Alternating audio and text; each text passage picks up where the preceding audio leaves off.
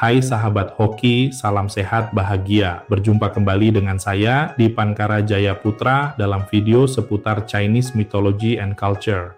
Pada seri ketiga atau seri terakhir dari pembahasan metodologi Lean Startup ini, kita akan masuk ke fase yang paling diidam-idamkan dan ditunggu-tunggu oleh semua pengusaha, yaitu akselerasi. Kita akan membedah bagaimana sebuah perusahaan bisa tumbuh dengan kecepatan kilat setelah menemukan celah pasarnya. Lebih menariknya lagi, kita akan melihat bagaimana filosofi Taoisme kuno tentang Wu Wei, serta kisah nyata kesuksesan raksasa teknologi asal Tiongkok, Xiaomi, bisa menjadi panduan utama kita dalam mengelola pertumbuhan eksponensial ini.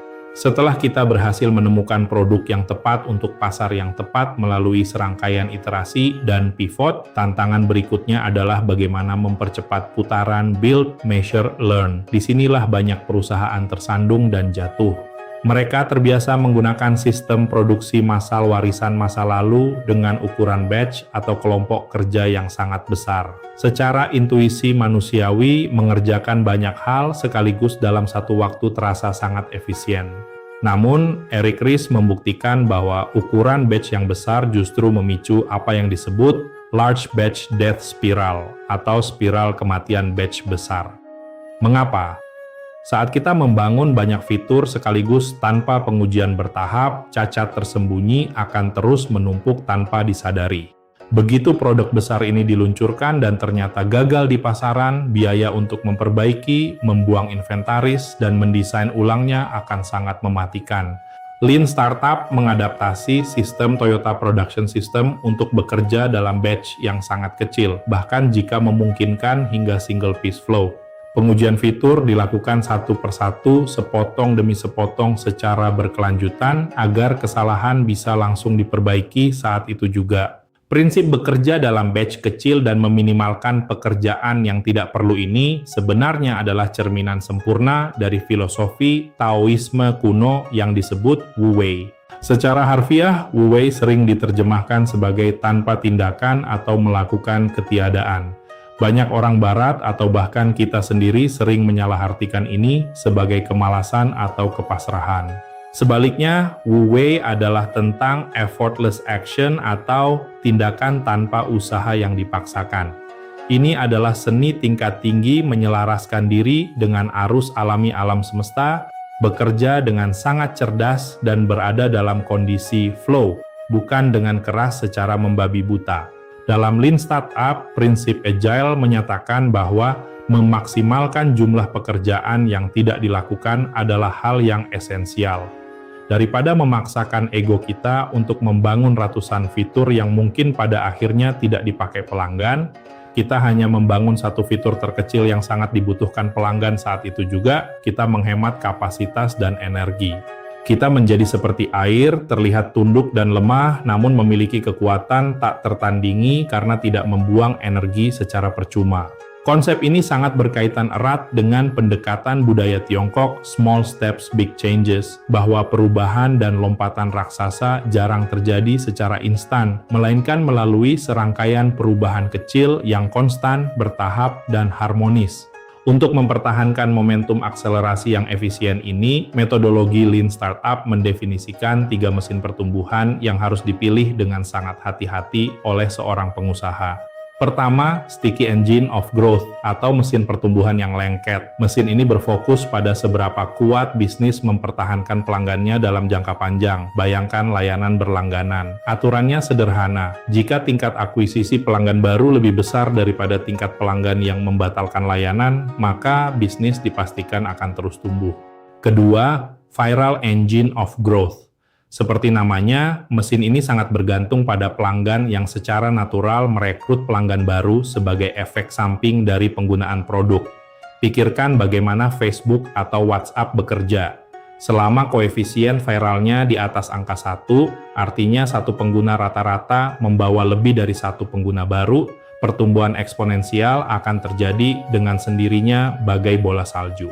Ketiga, Paid Engine of Growth yang murni mengandalkan pemasaran atau iklan berbayar. Di sini, kuncinya murni pada matematika. Nilai seumur hidup pelanggan atau lifetime value harus secara signifikan lebih besar dari biaya untuk mengakuisisi mereka atau cost per acquisition.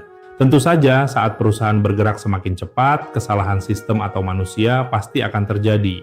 Namun, alih-alih saling menyalahkan dan memecat orang, budaya Lean Startup menggunakan teknik 5 mengapa atau The 5 Whys yang diciptakan oleh Taiichi Ohno dari Toyota. Ketika server utama perusahaan mati, jangan berhenti pada jawaban teknis.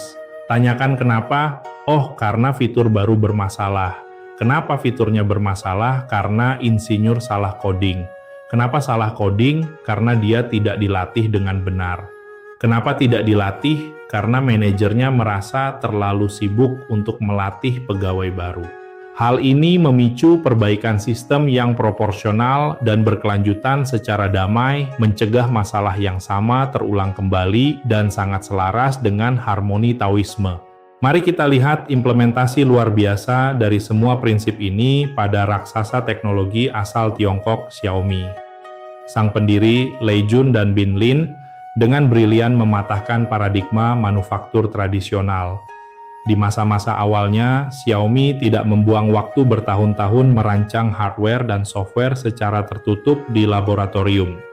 Sebagai minimum viable product, mereka mulai dengan merilis sistem operasi Android modifikasi mereka, Mi User Interface, dan mempraktikkan rilis batch sangat kecil. Mereka merilis pembaruan setiap hari Jumat. Pembaruan ini didasarkan murni pada umpan balik langsung dari komunitas penggemar mereka yang dikenal sebagai Mi Fans, mengaplikasikan co-creation atau penciptaan bersama.